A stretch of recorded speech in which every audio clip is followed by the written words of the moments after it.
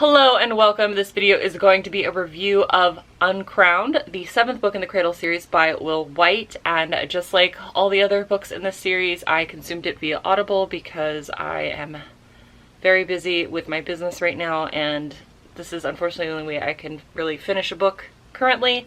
Don't worry, I do have a nice healthy stack TBR that I'm working on. It's just I don't have a whole lot of free time to sit and dedicate to physically reading a book, even though I do read quickly. But I'm very much enjoying this, and again, Travis Beltree does an amazing job adding even more characters that you get attached to in this book.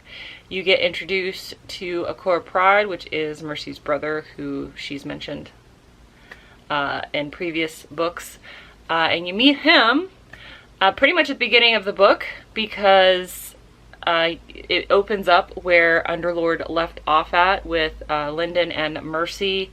Now at the Akura clan, actually like house, domain, whatever you want to call it, at their main family lands, and they are finding out that there's going to be a third member of their team, and it's going to be picked out by Mercy's brother, which they refer to as an uncle because, you know, monarchs, sages and monarchs and heralds, apparently when they get to that stage of, when they become an archlord and they get to that stage in their progression through the sacred arts, they become immortal. They are no longer bound by the mortal coil in this universe that Wight has built. And so Mercy, even though she's, you know, what, 20 or something, 1920, Fury is like a couple hundreds of years old, because you find out that Fury was Akura Malice's son before she became a monarch, which I thought was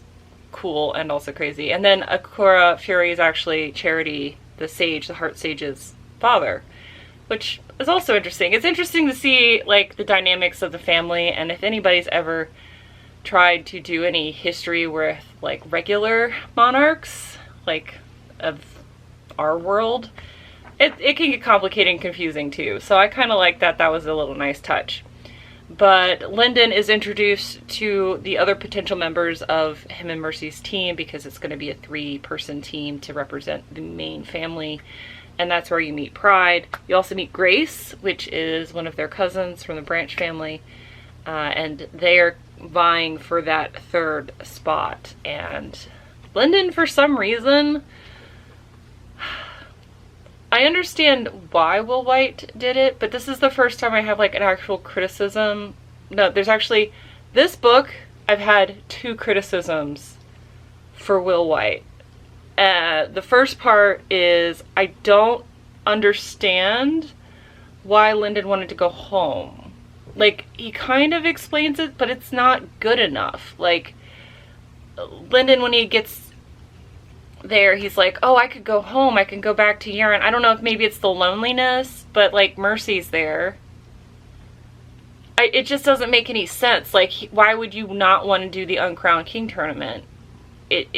Considering how much Lyndon has wanted to advance, wants to get stronger, for him to want to go home and lose this chance at prizes, which we know, like, he is, you know, a horde goblin, why he would want to go back.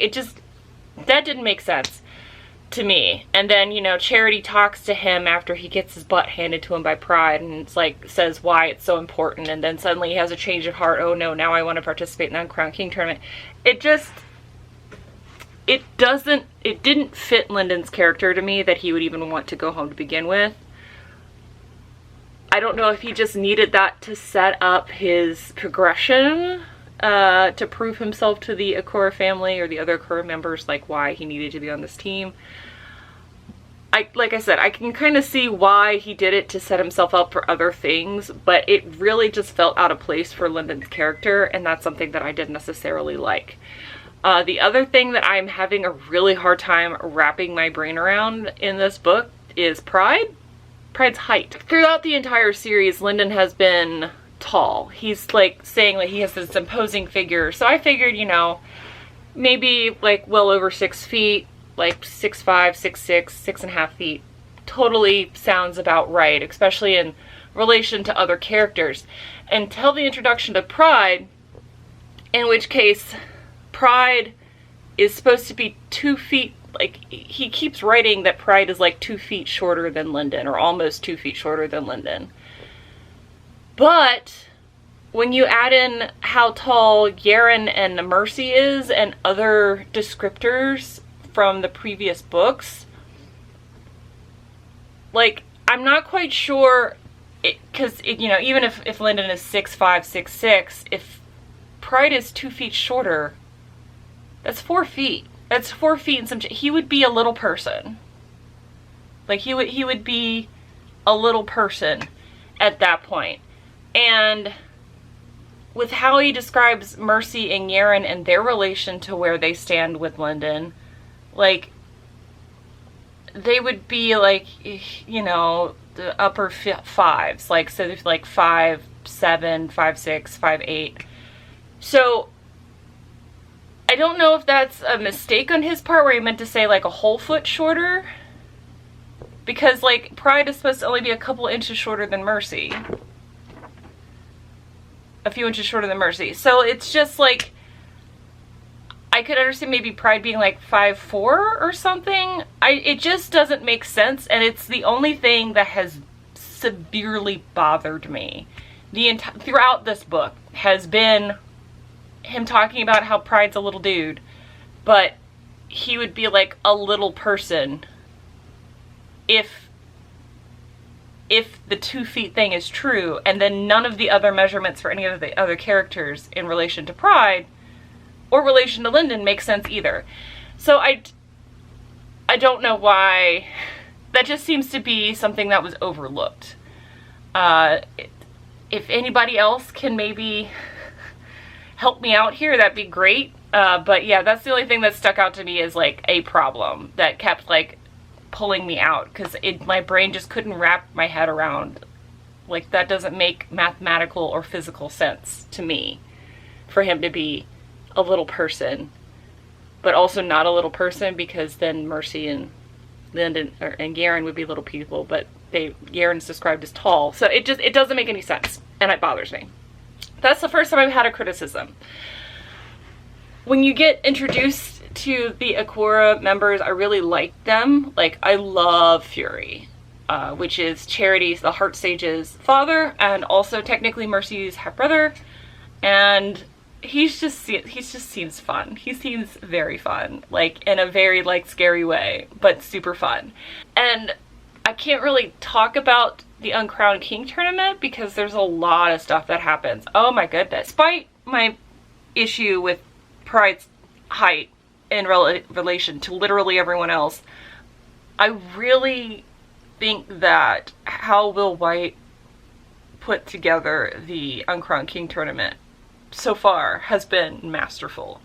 Like, coming up with the different challenges and the different fights and just like the whole thing, like the interaction with the monarchs, awesome. Like the power struggle and dynamics, it's so good. Like, to have all these moving parts like suddenly come together in this tournament is amazing. So I can almost forgive the issues that have happened in this book. It's like, you know, at some point there's going to be some cracks, because, you know, I mean, this is the 7th book in the series, and this is the first time I found something that can be considered a constructive criticism for the writing, and that's those two things. That Lyndon wanting to go back just seems completely out of character at the beginning, and then Pride's inability to have a relative height to anybody else. The book overall, very good. Travis Baltrey, amazing, adding new characters and still giving them new voices and new performances and still making them feel unique and interesting, and being able to maintain that throughout the book for multiple different characters. Awesome. Just so good. And like, I really, you know, there's it's the 7th book, so it got left on a cliffhanger, and like, I am voraciously consuming Winter Steel, because, oh my god. But that'll be another another review. But this is the first book where there's been some issues, but I've still enjoyed it because of how masterful the rest of the book was. It had some hiccups in the beginning, but, and then, you know, whenever they talk about Pride, there's another issue. But as far as the character Pride goes, I feel like he's very important to, like, for pushing Lyndon again, like, continue to push him, give him just like a little bit of a rival, which I think is pretty great. And then Fury's just like an antagonizer, and I love him. But yeah, so that's my review. First time I've had issues with the book. Still really loved it. Still think it's really good writing. Still really love Travis Baldree. Definitely am already in the next book because I'm loving Cradle as a series, and I hope you guys enjoyed this review. Again, if you can help me out with the height issue, I would appreciate it. If not, maybe we're all confused together, but I will see you guys in the next video. Until then, bye! Bye.